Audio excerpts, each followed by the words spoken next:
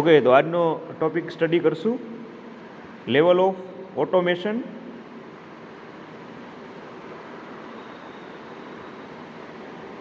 In an enterprise.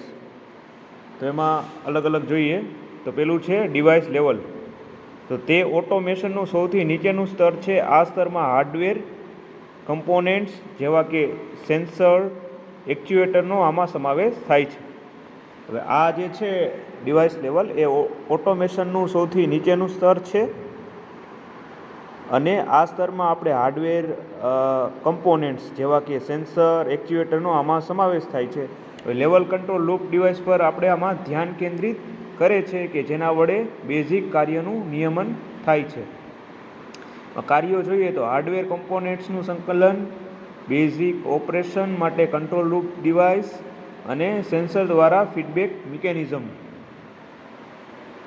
Okay, બીજું જોઈએ machine level. તો આ લેવલમાં ડિવાઇસ લેવલના હાર્ડવેર અલગ મશીનમાં સંકલિત થાય છે. આ લેવલ દ્વારા કંટ્રોલ ફંક્શન જેવા કે પ્રોગ્રામ ઇન્સ્ટ્રક્શન એક્ઝિક્યુટ કરવી અને ઇન્સ્ટ્રક્શનને ક્રમમાં એક્ઝિક્યુટ કરાવી. ઓકે, આના કાર્યો જોઈએ તો હાર્ડવેર ડિવાઇસોને ભેગા કરી મશીનમાં ફેરવવા, પ્રોગ્રામ ઇન્સ્ટ્રક્શનને ક્રમમાં એક્ઝિક્યુટ કરવી. હવે કોલ ઓર સિસ્ટમ લેવલ. તો પ્લાન્ટ લેવલ દ્વારા મળતી ઇન્સ્ટ્રક્શન હેઠળ ઓપરેટ થાય છે. હવે આ લેવલમાં એક કરતાં વધુ મશીન અથવા વર્કસ્ટેશન એકબીજા સાથે જોડાયેલ હોય છે. મટીરિયલ હેન્ડલિંગ સિસ્ટમ, કોમ્પ્યુટર અને બીજા ઇક્વિપમેન્ટ દ્વારા સપોર્ટ કરવામાં આવે છે. હવે મશીન અથવા વર્કસ્ટેશન વચ્ચે સંકલન, પછી મટીરિયલ હેન્ડલિંગ અને ટ્રાન્સફર અને સુવ્યવસ્થિત ઓપરેશન માટે ઇન્ટરકોડેડ સિસ્ટમ. ઓકે, તો આટલું છે કોલ અને સિસ્ટમ લેવલમાં. રેડી? ઓકે,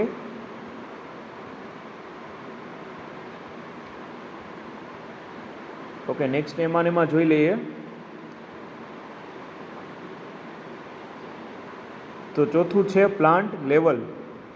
તો પ્લાન્ટ લેવલમાં જે છે ફેક્ટરી કે પ્રોડક્શન સ્તર પર આ લેવલ કાર્ય કરે છે. આ લેવલ કોર્પોરેટ ઇન્ફોર્મેશન સિસ્ટમ તરફથી ઇન્સ્ટ્રક્શન મેળવે છે અને તે ઇન્ફ્રાસ્ટ્રક્ચરને પ્રોડક્શન માટે ઓપરેશનલ પ્લાનમાં રૂપાંતરિત કરે છે. હવે એના કાર્યો જોઈએ તો કોર્પોરેટ ઇન્સ્ટ્રક્શનનું રૂપાંતરણ, પ્રોડક્શન માટેનું operational planning, corporate information system માટે સંકલન.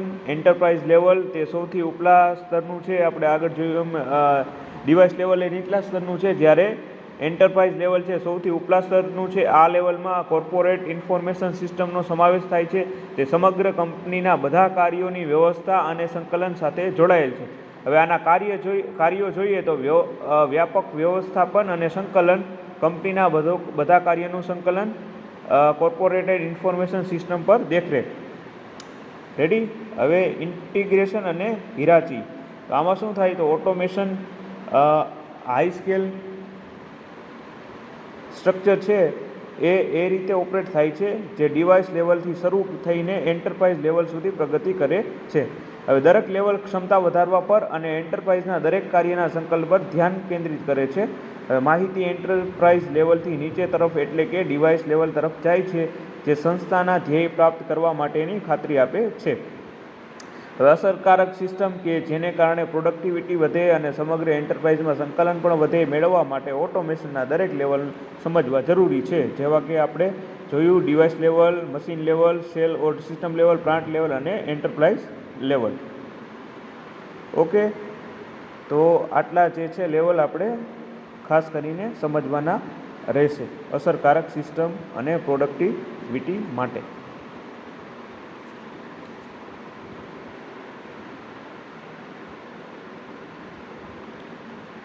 Okay, level of automation in enterprise. Total 7 પ્રકારના લેવલ છે. બરાબર? 5 પ્રકારના. એ આપણે જીટીયુની ફાઇનલ એક્ઝામમાં પૂછાય 7 માર્ક્સમાં. તો સ્ટેપ બાય સ્ટેપ એક એક કરીને લખતું જવાનું. Device level, machine level, cell or system level, plant level, enterprise level. બરાબર? તો આ ચેપ્ટર અહીંયા આપણે પૂરું કરીએ છીએ. ઓકે.